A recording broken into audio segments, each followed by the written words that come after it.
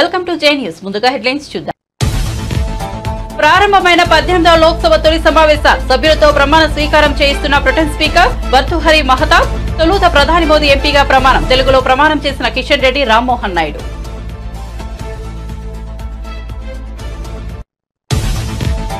AP deputy CM Pawan Kalyan కలిసిన టాలీవుడ్ నిర్మాతలు. పవన్ కు చిత్ర పరిశ్రమ ఇబ్బందులు వివరించిన నిర్మాతలు. సమావేశంలో పాల్గొన్న ఏపీ సినిమాటోగ్రఫర్ శాఖ మంత్రి కందుల దుర్గేష్.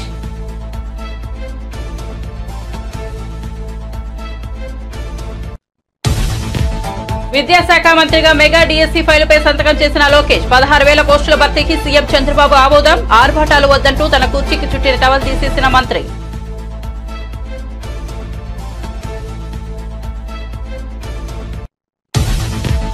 తెలంగాణ వ్యాప్తంగా జూనియర్ డాక్టర్ల నిరవధిక సమ్మె. వరంగల్ ఎంజీఎం ప్రభుత్వ ఆసుపత్రిలో జూనియర్ డాక్టర్లు తమ 8 ప్రధానమైన డిమాండ్లను వెంటనే అమలు చేయాలని ధర్నా.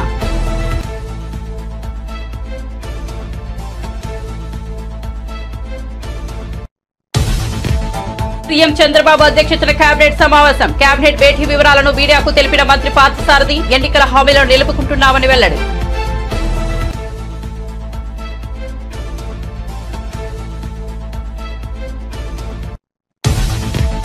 శ్రీశైలం మల్లికార్జున స్వామివారిని దర్శించుకున్న బట్టి విక్రమార్క. ఇరు రాష్ట్రాల ప్రజలు సుభిక్షంగా ఉండాలని దేవుణ్ణి కోరుకున్నట్లు వెల్లడి. తెలంగాణలో విద్యుత్ ఉత్పత్తికి కొరత లేకుండా చర్యలు తీసుకుంటున్నట్లు వెల్లడి.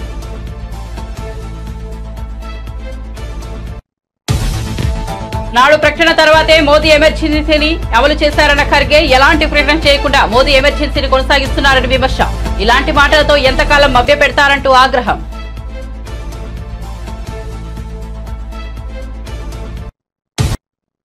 ఇక వార్త వివరాల్లోకి వెళ్తే టాలీవుడ్ నిర్మాతల బృందం AP deputy CM Pawan Kalyan కలిసింది. Allu Aravind, Dil Raju, AM Ratnam, Ashwini Dutt, Yalamanchili Ravishankar, Naveen Yerneni, S Radhakrishna, Bhogavalli Prasad, DVV Danayya, Suresh Babu, Supriya, Bunny Vas, NV Prasad, Nagavamsi, TG Vishwaprasad, Vamsikrishna ఈ మధ్యాహ్నం విజయవాడలోని deputy CM Pawan Kalyan camp కార్యాలయానికి వచ్చారు. అప్పటికి కేబినెట్ సమావేశం ముగించుకుని వచ్చిన పవన్ కళ్యాణ్ సినీ నిర్మాతలతో భేటీ అయ్యారు. మర్యాదపూర్వకంగా జరిగిన సమావేశంలో ఏపీ సినిమాటోగ్రఫర్ శాఖ మంత్రి కందుల దుర్గేష్ కూడా పాల్గొన్నారు. పిఠాపురంలో గెలిచి ఏపీ డిప్యూటీ సీఎం అయిన సందర్భంగా పవన్ కళ్యాణ్ నిర్మాతలు అభినందించారు. మంత్రిగారు విజయవంతం కావాలని శుభాకాంక్షలు తెలిపారు.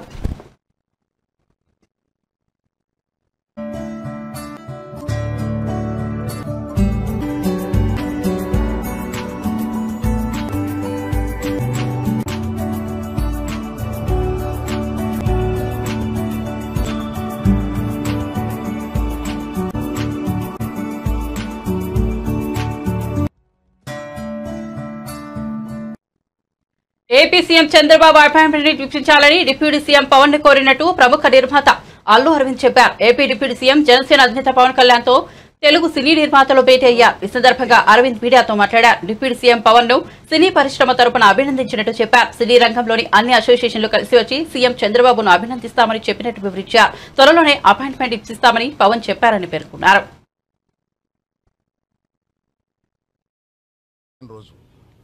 ఈరోజు మా అందరికీ చాలా సంతోషకరమైన రోజు. ఇవాళ పవన్ కళ్యాణ్ గారిని కలవడానికి వచ్చాము. ఇది ఒక గుడ్ విల్ విజిట్.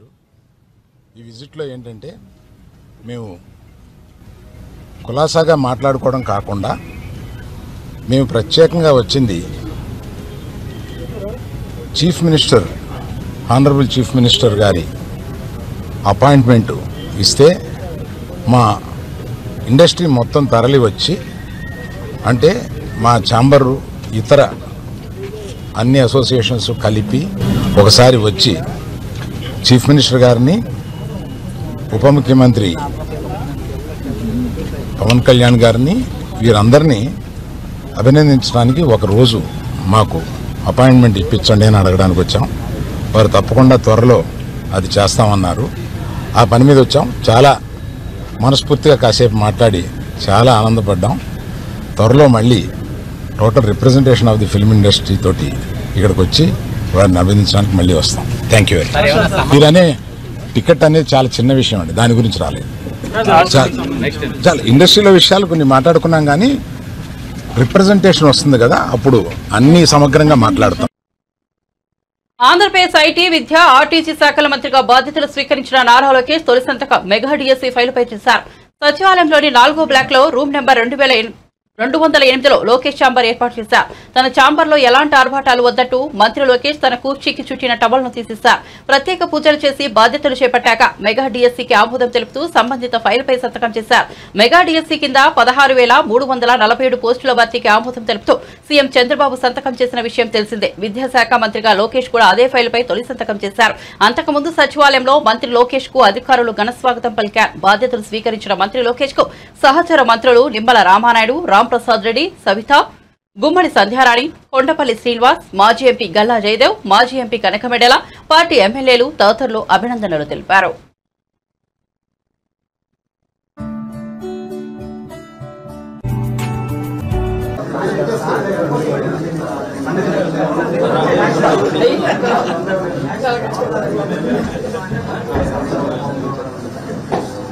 ఎందుకు వేస్తారు టైం ఉంది సార్ అఫీషియల్ గా చార్జ్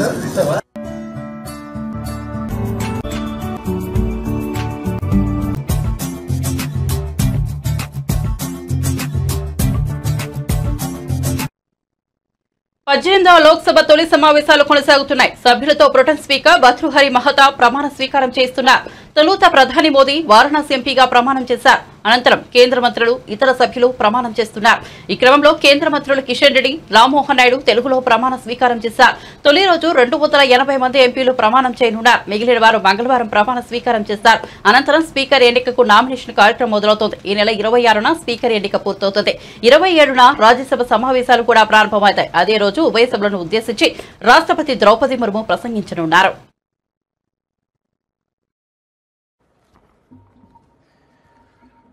గంగాపురం కిషన్ రెడ్డి అను నేను లోక్సభ సభ్యునిగా ఎన్నుకోబడినందున చట్టరీత్యా నెలకొల్పబడిన భారత సంవిధానం పట్ల యథార్థమైనటువంటి భక్తి విశ్వాసములు కలిగి ఉంటానని, భారతదేశపు సర్వసత్తాక అధికారంను, అఖండతను సమర్థిస్తానని, నేను స్వీకరించబో కర్తవ్యంను శ్రద్ధాశక్తులతో నిర్వహిస్తానని దైవసాక్షిగా ప్రమాణం చేస్తున్నాను.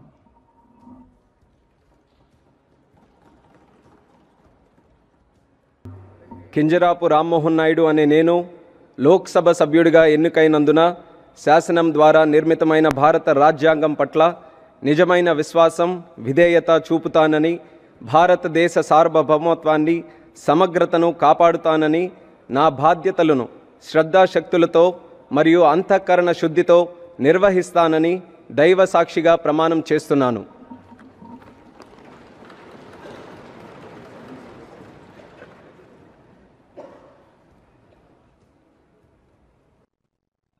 రెండు తెలుగు రాష్ట్రాల ప్రజలు సుఖ సంతోషాలతో ఉండాలని తాను సోమవారాన్ని మొక్కుకున్నానని తెలంగాణ ఉప ముఖ్యమంత్రి మల్లుబట్టి విక్రమార్క అన్నారు. సోమవారం ఆయన కుటుంబ సభ్యులు మంత్రి జూపల్లి కృష్ణారావు, ఎమ్మెల్యేలు వంశీకృష్ణ, రాజేష్, మెఘారెడ్డి, కసిరెడ్డి నారాయణ రెడ్డి, ఎన్ఎం శ్రీనివాసరెడ్డిలతో కలిసి శ్రీశైల మల్లికార్జున స్వామివారిని దర్శించుకున్నారు. అనంతరం మీడియాతో మాట్లాడుతూ ఇరు రాష్ట్రాల ప్రజలు సుభిక్షంగా ఉండాలని కోరుకుంటున్నట్లు చెప్పారు. రుతుపవనాలు బలంగా వీచాలని, పంటలు బాగా పండాలని, వర్షాలు పడాలని కోరుకున్నట్లు చెప్పారు. తెలుగు వారందరి జీవితాల్లో వెలుగులు నిండాలని తెలంగాణ ప్రభుత్వం తరపున దేవుడిని కోరుకున్నానన్నారు. ప్రపంచంలో తెలుగువారు ఎక్కడ ఉన్నా వారి జీవితాల్లో వెలుగులు నింపాలని, మంచి పేరు తీసుకురావాలని, మల్లికార్జున బ్రహ్మరాంబిక అమ్మవారి ఆశీస్సులు మెండుగా ఉండాలని కోరుకున్నానన్నారు. శ్రీశైల మల్లికార్జున స్వామి వారి దర్శనం చేసుకొని వారితో పాటు అమ్మవారి దర్శనం కూడా చేసుకొని వారి ఆశీస్సులు కావాలని మెండుగా ప్రార్థించడం జరిగింది. నాతో పాటు గౌరవ మంత్రివర్యులు జూపల్లి కృష్ణారావు గారు, అట్లాగే శాసనసభ్యులు డాక్టర్ వంశీకృష్ణ గారు, అట్లాగే శాసనసభ్యులు డాక్టర్ రాజేష్ గారు, అట్లాగే శాసనసభ్యులు మెగారెడ్డి గారు, అట్లాగే శాసనసభ్యులు కసిరెడ్డి నారాయణ రెడ్డి గారు, అట్లాగే ఎన్ఎం శ్రీనివాసరెడ్డి గారు, ఇంకా ఇతర పెద్దలందరితో కలిసి స్వామివారి ఆశీస్సులు తీసుకొని ఇరు రాష్ట్ర ప్రజలందరూ కూడా సుభిక్షంగా ఉండాలని, ఋతుపవనాలు బాగా రావాలని, పంటలు బాగా పండాలని, ఎటువంటి కరువు కాటకాలు లేకుండా అందరి జీవితాల్లో వెలుగు నిండాలని చెప్పి వారిని తెలంగాణ రాష్ట్ర ప్రభుత్వం తరఫున వేడుకోవటం జరుగుతుంది. తప్పనిసరిగా రెండు రాష్ట్రాలు కూడా తెలుగు వాళ్ళు ప్రపంచంలో ఎక్కడున్నా కానీ మంచి పేరు తీసుకొచ్చి మంచి ఉన్నత స్థానాలకు ఎదిగి ఈ ప్రాంత ప్రజల అభివృద్ధి కోసం అందరూ పనిచేసేటట్టుగా బాగా ముందుకు వెళ్ళడం కోసం కావాల్సిన ఆశీస్సులు రెండుగా ఇవ్వవలసిందిగా వారిని కోరటం.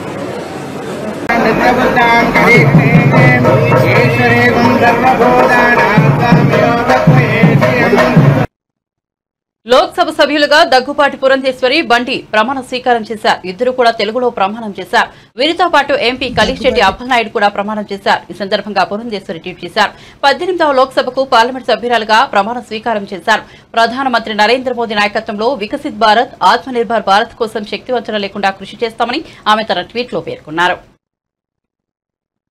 పురంధేశ్వరి అని నేను లోక్సభ సభ్యురాలిగా ఎన్నికైనందున శాసనం ద్వారా నిర్మితమైన భారత రాజ్యాంగం పట్ల నిజమైన విశ్వాసం, విధేయత చూపుతానని, భారతదేశ సార్వభౌమత్వాన్ని, సమగ్రతను కాపాడుతానని, నా బాధ్యతల్ని శ్రద్ధాశక్తులతో మరియు అంతఃకరణ శుద్ధితో నిర్వహిస్తానని దైవసాక్షిగా ప్రమాణం చేస్తున్నాను.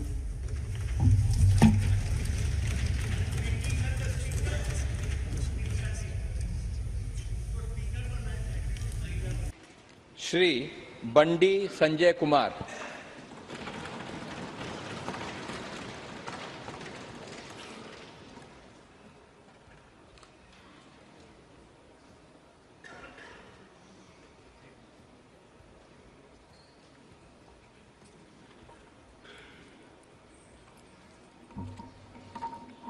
బండి సంజయ్ కుమార్ అని నేను లోక్సభ సభ్యుడిగా ఎన్నికైనందున శాసనం ద్వారా నిర్మితమైన భారత రాజ్యాంగం పట్ల నిజమైన విశ్వాసం, విధేయత చూపుతానని, భారతదేశ సార్వభౌమత్వాన్ని, సమగ్రతను కాపాడుతానని, నా బాధ్యతలను శ్రద్ధాశక్తులతో నిర్వహిస్తానని దైవ సాక్షిగా ప్రమాణం చేస్తున్నాను.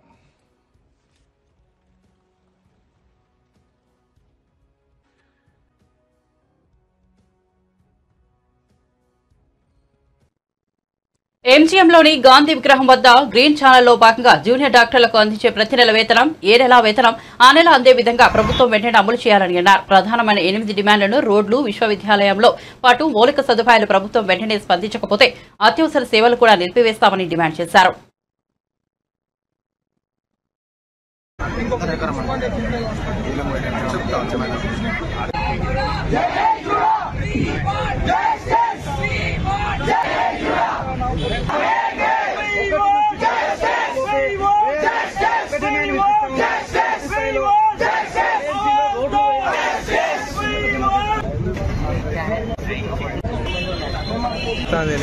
నిరసనలు తెలిపి మాకు ఇక ఇంకో ఆప్షన్ లేక ఈ సమ్మెకు 24వ తారీఖు దిగాము. ఈ రోజు మన finance minister and health minister ఒకటి రిలీజ్ చేశారు. బడ్జెట్ హెల్త్ డిపార్ట్మెంట్ కి ఇచ్చామంటూ. అందులో అది జిమ్మిక్ మాత్రమే. అసలు మాకు కావాల్సింది ప్రాపర్ జీవో. అంటే ఇప్పుడు ప్రతి నెల మేము స్టైఫండ్ వచ్చేటప్పుడు మా కాలేజ్లో మేమే ఫాలో అప్ చేసుకోవాలి, డిఎంఈ ఆఫీస్లో మేమే ఫాలో అప్ చేసుకోవాలి, ఆఖరికి ఫైనాన్స్ డిపార్ట్మెంట్ సెక్రటరియట్కి వెళ్ళి కూడా మేమే క్లియర్ చేయించుకోవాలి. ఇది ఇలా అయితేనే మాకు 2 కానీ 3 నెలలకు స్టైఫండ్ వస్తుంది. సేమ్ ప్రాసెస్ బడ్జెట్ తీసుకొచ్చి యాడ్ చేశారు, కానీ ప్రాసెస్ మాత్రం మారలేదు. ఆ బడ్జెట్ ఉన్నా కూడా మళ్ళీ సేమ్ ప్రాసెస్ మళ్ళీ 2-3 నెలలు అయితే గవర్నమెంట్ అప్రూవల్ కోసం మళ్ళీ మేము వెళ్లాల్సిందే. ఇది కరెక్ట్ అయింది కాదు. నెక్స్ట్ బడ్జెట్ అంటూ అన్ని కాలేజీలకు సంబంధించి రిలీజ్ చేశారు, పారామెడికల్, నర్సింగ్ అండ్ మెడికల్ అని. మాకు మెయిన్ కావాల్సింది మా ఉస్మానియా బిల్డింగ్. ఆ బిల్డింగ్ లో ఎప్పుడు కూలిపోతుందో తెలియదు. ఇది మెయిన్ గా ప్రజల కోసమే. అక్కడ ఉండే ఇన్ఫెక్షన్ రేటు మన ఉండే అన్ని హాస్పిటల్ కన్నా ఎక్కువ ఉంది. ఇప్పుడు ఒకసారి వర్షాలు స్టార్ట్ అయితే అక్కడ ఇన్ఫెక్షన్ రేటు మనం తట్టుకోలేము. పనిచేస్తున్న డాక్టర్లకు కూడా ఇన్ఫెక్షన్స్ వస్తుంది. నెక్స్ట్ మన కేఎంసీ రోడ్స్కి వెళ్తే ఆల్రెడీ 2 days బ్యాక్ కూడా యాక్సిడెంట్ జరిగింది. దీనికి సరైన జీవో ఆర్ఎండ్బి నుంచి కానీ ఎక్కడి నుంచి ఫండ్స్ రిలీజ్ అవుతున్నాయి, అవి రోడ్ ఎప్పటి నుంచి స్టార్ట్ చేస్తారో అవి వచ్చే వరకు మా సమ్మె మేము విరమించాం. ఇలానే మేము మొత్తం ఈ రోజు వరకు ఓపీసీ బైకౌట్ చేస్తాం. మేము మళ్ళీ ఛాన్స్ ఇస్తున్నాం గవర్నమెంట్కి. మమ్మల్ని తొందరగా మా సమస్యలు పరిష్కరించి మమ్మల్ని డ్యూటీస్ చేసుకొనివ్వాలి. లేకపోతే నెక్స్ట్ ఎమర్జెన్సీస్ కూడా అవ్వాల్సిన సిచ్యువేషన్ అయితే మాకు తీసుకురావద్దని గవర్నమెంట్ని కోరుకుంటున్నాం. ఈ మా ఏదైతే 8 డిమాండ్లు ఉన్నాయో అందులో 8లో 2 డిమాండ్లు మాత్రమే మా జీతాల గురించి ఉన్నాయి. మిగతా 6 డిమాండ్లు అన్ని పబ్లిక్ గురించి. ఇప్పుడు కొత్తగా స్టార్ట్ చేసిన మెడికల్ కాలేజ్లో మినిమం ఇన్ఫ్రాస్ట్రక్చర్ లేదు. అందులో చదివిన వైద్య విద్యార్థి ఎలా మంచి వైద్యుడు మినిమం రియేజెంట్స్ లేవు ప్రాక్టికల్ చేద్దామని. ఆ ప్రాక్టికల్ చేయకుండా బయటకు వచ్చిన వైద్య విద్యార్థి మంచి డాక్టర్ ఎలా అవుతుంది? అది సొసైటీకి హార్మ్ఫుల్. మేము prevention is better then cure అంటున్నాం. ఫస్ట్ అవి ప్రివెంట్ చేయండి.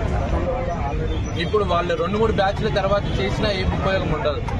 ముందు స్టార్టింగ్ నుంచే ప్రివెన్షన్ లో చేయండి. నీట్ పేపర్ లీక్ పై సుప్రీంకోర్టు జడ్జితో విచారణ జరిపించాలని బీఆర్ఎస్ నేత బోయిన్పల్లి వినోద్ కుమార్ మోదీ ప్రభుత్వాన్ని డిమాండ్ చేశారు. సోమవారం హైదరాబాద్ లో ఆయన మాట్లాడుతూ ఎన్డీఏ పాలిత రాష్ట్రాల్లోని నీట్ పేపర్ లీక్ అయిందని విమర్శించారు. ఈ పేపర్ లీక్ వ్యవహారంలో కోట్లాది రూపాయల చేతులు మారినా ఈడీ దర్యాప్తునకు ఎందుకు ఆదేశించలేదని ఆయన మోదీ ప్రభుత్వాన్ని ప్రశ్నించారు.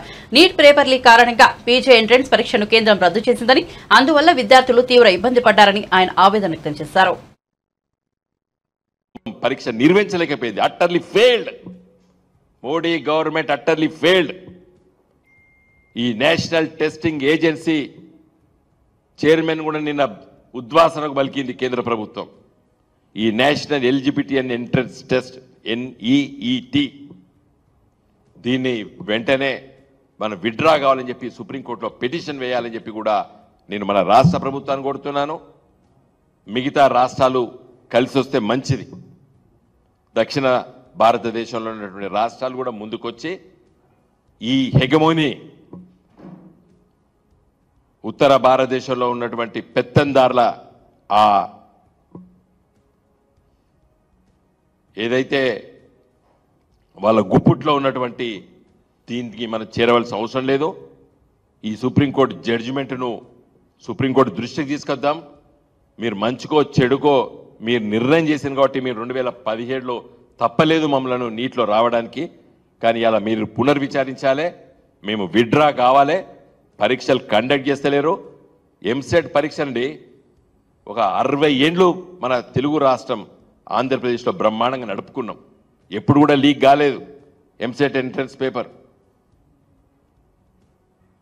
మంచిగా ఎగ్జామ్ రాసిండ్రు. పిల్లలు మెరిట్లో దొరికినాయి మనకు పిల్లలకి MBBS సీట్లు, బీటెక్ సీట్లు. కాబట్టి దయచేసి మేము రిక్వెస్ట్ చేస్తున్నాము, మా పార్టీ తరఫున కూడా మేము డిమాండ్ చేస్తున్నాము. ఇది 2017లో సుప్రీంకోర్టు తీర్పు వల్ల 2 తెలుగు రాష్ట్రాలు మనము అయిష్టతతోనే మనం జైన్ కావాల్సి వచ్చింది. పీజీలు అయితే 50% సీట్ ప్రభుత్వ సీట్లు ఇవ్వాలి. ఇలా కేసీఆర్ గారి పుణ్యాన ప్రతి జిల్లాకు మెడికల్ కాలేజ్ వచ్చింది తెలంగాణలో. 35, 36 ప్రభుత్వ మెడికల్ కాలేజీలు వస్తున్నాయి. నిన్న రేవంత్ రెడ్డి గారు వారి కాన్స్టిట్యూన్సీలో కొడంగల్ కూడా పెట్టుకున్నాడు ఒకటి. సీఎం చంద్రబాబు అధ్యక్షతన కూటమి ప్రభుత్వ కేబినెట్ సమావేశం ముగిసింది. అనంతరం మంత్రి కొలుసు పార్థసారథి మీడియా సమావేశం నిర్వహించి కేబినెట్ భేటీ అంశాలను వివరించారు. చంద్రబాబు, పవన్ కళ్యాణ్ బీజేపీ ఎన్నికల వేళ ఏం చెప్పారో అవన్నీ కేబినెట్ సమావేశంలో ఆమోదించామని చెప్పారు. అధికారంలోకి రాగానే మెగా డిఎస్సీ వేస్తామని చెప్పారని, అందుకు అనుగుణంగా 16,347 ఉపాధ్యాయ పోస్టుల నియామకానికి కేబినెట్ ఆమోదం తెలిపిందన్నారు. దురదృష్టం కొద్దీ ప్రతి 6 నెలలకు ఒకసారి జరగాల్సిన టెట్ ను గత ప్రభుత్వం నిర్వహించలేదని, వేలాది మంది నిరుద్యోగులు నష్టపోయే విధంగా వ్యవహరించిందని ఆరోపించారు. 16,347 ఉద్యోగాలకి తర్వాత పెడతాం. రెగ్యులర్గా యాజ్ పర్ రూల్స్ SCRT నిబంధనల ప్రకారం ఏదైతే నిర్వహించాలో తప్పకుండా టెట్ నిర్వహిస్తాం. ఏమండి ఏం డిస్కషన్కి ఏం రాలేదు.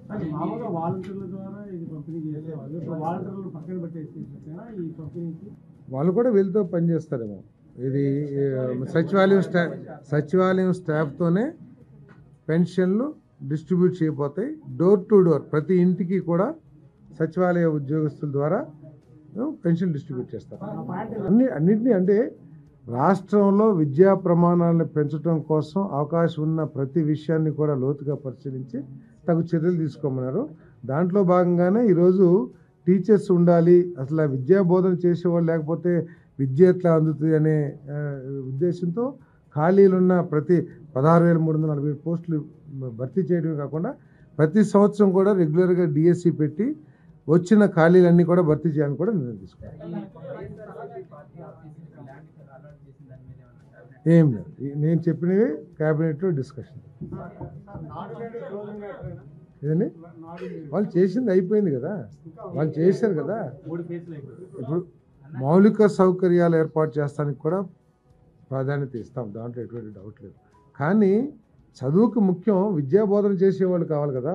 విద్యాబోధనను వదిలేసేసి బిల్డింగ్ కట్టాము లేకపోతే రంగులేసామంటే విద్య అభివృద్ధి చెందదు కదా. కాబట్టి ముందు విద్యా ప్రమాణాలు పెంచడం కోసం, విద్యాభివృద్ధి కోసం టీచర్స్ని, ఖాళీలు ఉన్న టీచర్స్ అన్నిటి కూడా పోస్టులు కూడా ఫిలప్ చేస్తారు. 50 ఏళ్ల క్రితం విధించిన ఎమర్జెన్సీ గురించి ప్రధాని నరేంద్ర మోదీ నిత్యం ప్రస్తావిస్తూనే ఉంటారని, కానీ 10 ఏళ్లుగా ఎలాంటి ప్రకటన చేయకుండానే ఎమర్జెన్సీని కొనసాగిస్తున్నారని ఏఐసీసీ అధ్యక్షుడు మల్లికార్జున ఖర్గే ఎద్దేవా చేశారు. సోమవారం ఆయన మీడియాతో మాట్లాడుతూ ఇందిరాగాంధీ హయాంలో ఎమర్జెన్సీ విధిస్తున్నామని ప్రకటించాకే దానిని అమలు చేసినట్టు చెప్పారు. ఇలాంటి మాటలతో ప్రజలను మభ్యపెడుతూ ఎంతకాలం అధికారంలో కొనసాగించుకుంటున్నారని మండిపడ్డారు. మోదీ ప్రభుత్వం ప్రజాస్వామ్య విలువలను మంటగలుపుతోందన్నారు. లోక్సభ ఎన్నికలకు ముందే దేశవ్యాప్తంగా చాలా పార్టీలు బీజేపీకి వ్యతిరేకంగా ఏకమయ్యాయని గుర్తు చేశారు. देखिए, संविधान को बचाने के लिए हमने जो कोशिश की थी उसमें सारी जनता हमारे साथ थी, लेकिन मोदी जी संविधान को तोड़ने की कोशिश किए. इसीलिए आज सभी पार्टी के नेता लोग एक होकर ये जो प्रोटेस्ट कर रहे हैं, और यहाँ पर जो गांधी स्टैचू थी और वहीं पर हम प्रोटेस्ट कर रहे हैं.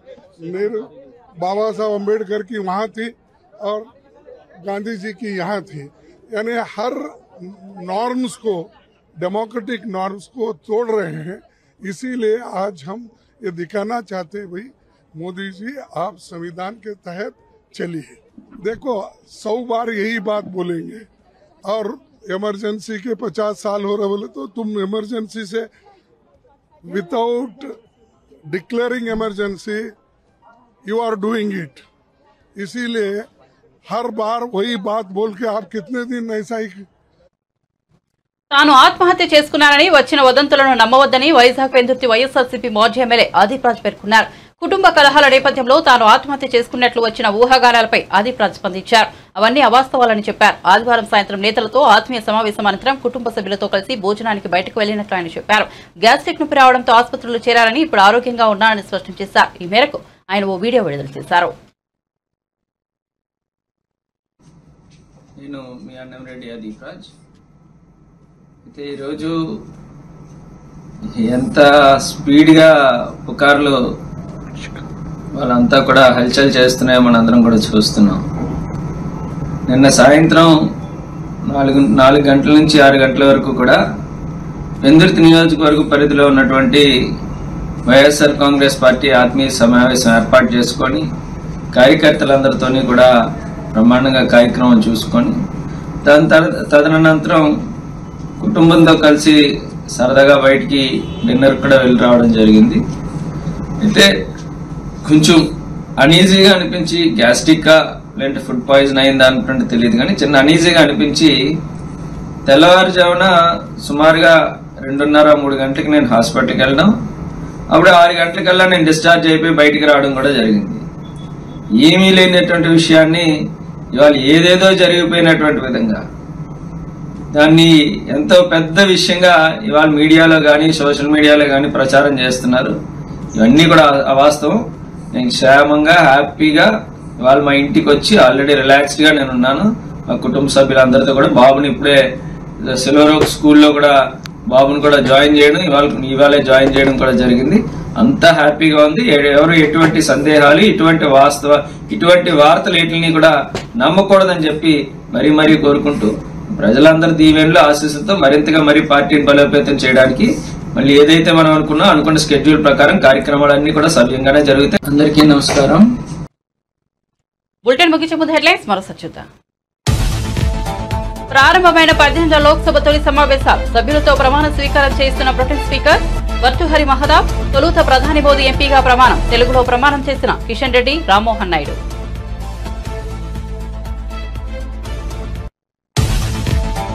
AP deputy CM Pawan Kalyan కలిసిన టాలీవుడ్ నిర్మాతలు. పవన్ కు చిత్ర పరిశ్రమ ఇబ్బందులు వివరించిన నిర్మాతలు. సమావేశంలో పాల్గొన్న ఏపీ సినిమాటోగ్రఫీ శాఖ మంత్రి కందుల దుర్గేష్.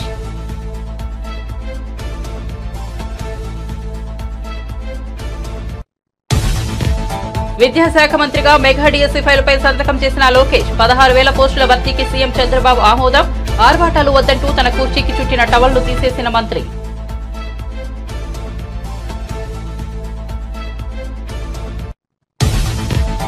తెలంగాణ వ్యాప్తంగా జూనియర్ డాక్టర్ల నిరవధిక సమ్మె. వరంగల్ ఎంజీఎం ప్రభుత్వ ఆసుపత్రిలో జూనియర్ డాక్టర్లు తమ 8 ప్రధానమైన డిమాండ్లను వెంటనే అమలు చేయాలని ధర్నా.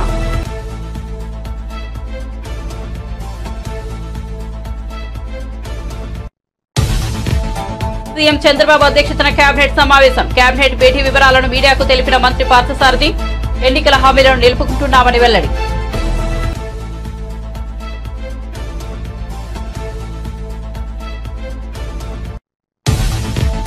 శ్రీశైలం మల్లికార్జున స్వామివారిని దర్శించుకున్న బట్టి విక్రమార్క. ఇరు రాష్ట్రాల ప్రజలు సుభిక్షంగా ఉండాలని దేవుడిని కోరుకుంటున్నట్లు వెల్లడి. తెలంగాణలో విద్యుత్ ఉత్పత్తికి కొరత లేకుండా చర్యలు తీసుకుంటున్నట్లు వెల్లడి.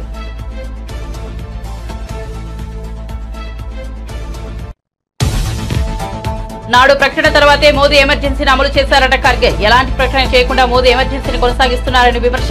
ఇలాంటి మాటలతో ఎంతకాలం మభ్యపెడతారంటూ ఆగ్రహం.